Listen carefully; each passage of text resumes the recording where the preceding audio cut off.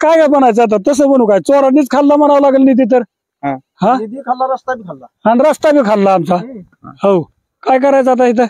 नमस्कार, मी जितेंद्र जाधव. बातमीच्या बोलाच्या माध्यमातून आज आपण इंदापूर तालुक्यातील एक वेगळी बातमी समजून घेणार आहोत. आपण सध्या इंदापूर तालुक्यातील अवसरी या गावाच्या सीमेवरती आलेलो आहोत. अवसरी आणि तो वडापुरी या दोन गावांना जो जोडणारा रस्ता आहे त्या रस्त्याचं काम नुकतंच पार पडलंय. इंदापूर तालुक्यामध्ये अनेक दिवसांपासून चर्चा होते की इंदापूर तालुक्यातील सगळीच कामं निकृष्ट आहेत. मग लोकांमध्ये चर्चा होत असताना नेत्यांकडून काही सांगितलं होतं की ही निकृष्ट कामं नाहीत, कामं चालू आहेत. मात्र मित्रांनो, आज अशा कामाच्या ठिकाणी आला आहोत जे काम गेल्या 1 महिन्यापूर्वी झालंय. काम लाखो रुपयांचं आहे. मात्र रस्ता इतका निकृष्ट झाला की वयोवृद्ध लोकांना सध्या हा रस्ता हातानं उकरतोय. परिस्थिती आहे तशी. आता आपण आहोत या रस्त्यावरती की ज्या रस्त्याचं काम निकृष्ट झालंय. आपण बघतोय की रस्त्यावर 1 इंचाचा सध्या लेअर दिलेला नाही ठेकेदारानं. रस्ता पूर्ण जागोजागी खचला गेलाय. काही ठिकाणी तर रस्ता पूर्ण उखलला गेलाय. आणि या रस्त्याबाबत आपल्या बरोबर चर्चा करण्यासाठी याच गावातील काही नागरिक आहेत, वयोवृद्ध लोक आहेत. त्यांना सध्या या रस्त्याचं काम आता बघतोय आपण की या ठिकाणी रस्ता पूर्ण जागोजागी भेगा पडल्यात रस्त्याला. भयानक परिस्थिती, भयानक. म्हणजे रोहित पवार, सुप्रिया सुळे आणि यांनी जो विषय उचलला मलिदा गँग, त्या मलिदा गँग मधीलच कोणाचा हा रस्ता आहे का अशी या ठिकाणी शंका निर्माण होते. लोकांना मजा जरी वाटत असेल की हा रस्ता झाला, मात्र 1 महिन्यात जर अशी अवस्था होत असेल तर येणाऱ्या ह्या पावसाळ्यामध्ये या रस्त्यावर नक्कीच डबके साचल्याशिवाय राहणार नाही. आणि या सर्व बाबींवरती चर्चा करण्यासाठी या गावातील नागरिक आहेत. आपण बघतो ह्या रस्त्याची काय अवस्था झाली. भयानक अवस्था आहे. आपण हा रस्ता हातानं उकरण्याचं काम केलं तर ही खडी हातानं सहज निघते. बघा, ही हातानं निघते. खाली तर लेअर नाही, 1 इंचापेक्षाही अतिशय कमी लेअर आहे. याचा अवस्था वाईट आहे. बाबा, काय झाली रस्त्याची परिस्थिती, काय होतंय रस्त्याला नेमकं? काय नाही, रस्ता सगळा बाद केलाय, नकली काम केलेलं आहे. 1 इंच सुद्धा या रस्त्याचं काम बरोबर झालेलं नाही. आणि खडी सगळी उघडी झाली आहे रोडची. आम्ही इथला शेतकरी आगंद पिंडवळे. काम बरोबर झालेलं नाही. सगळं गावकरी इथं जमलेलं आहे. व्यवस्था निवळ बेकार अवस्था आहे आमच्या गावाची. कोण आहे ठेकेदार, नेमकं काय चाललंय? ननवरे म्हणून आहेत वालचंद नगरचे कोणतरी. रणवरे नावाचे वालचंद नगरचे ठेकेदार आहेत. आणि विशेष म्हणजे वयोवृद्ध आजोबा सध्या आपल्या बरोबर. आजोबा, तुमच्या गावाला आणि वडापुरीला जोडणारा रस्ता झालाय, लय दिवसांनी झालाय म्हणतात. पण ही कशाचं काय आहे काय ह्याला काहीतरी रस्त्याला ह्या रस्त्याला अजिबातच काय नाही. उकळून धावतो तुम्हाला. बघा रस्ता आहे का कसा आहे ती आहे का रस्ता उकारतोय तरी काय त्याला ही सगळं होत आहे. आणि काय करायचं त्याला. वयोवृद्ध लोकांना सध्या रस्त्याबाबत शंका निर्माण होणे.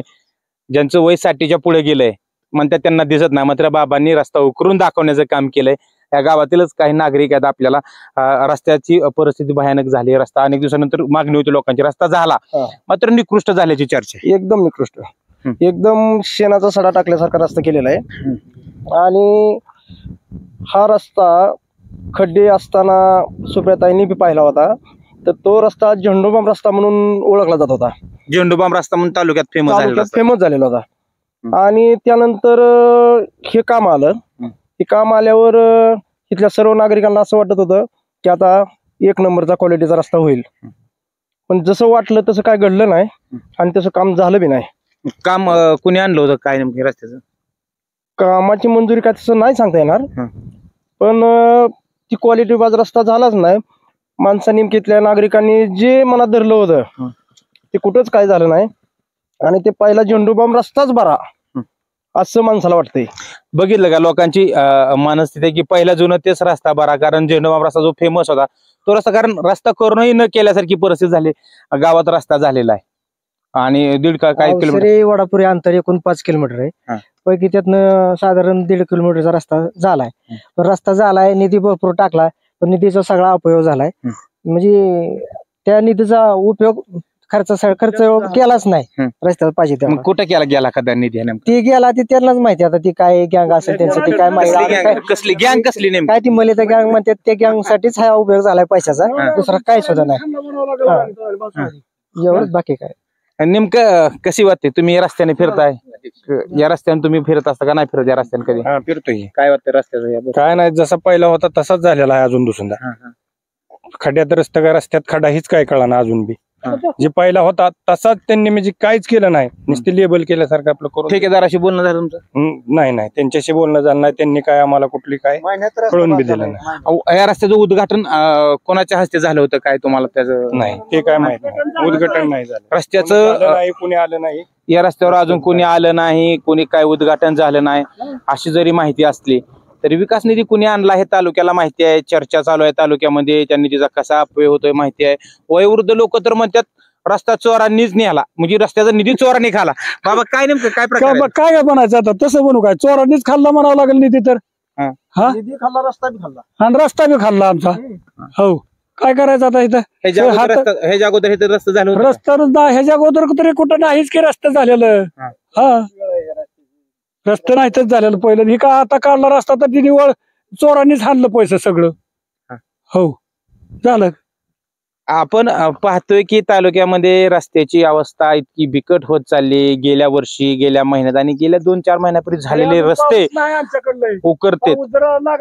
लोकांचं ऐकायला बघतंय मिळतंय आपल्याला की अजून पाऊस झालेला नाही, पाऊस झाला तरी या रस्त्यावर नक्कीच खडे मिळते.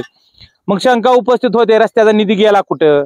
मग या रस्त्यासाठी ज्यांनी निधी आणला त्याचं लक्ष रस्त्यावर आहे की आणलेल्या निधीवरती आहे? ठेकेदारांना नेमकं कुणाचा अभय आहे?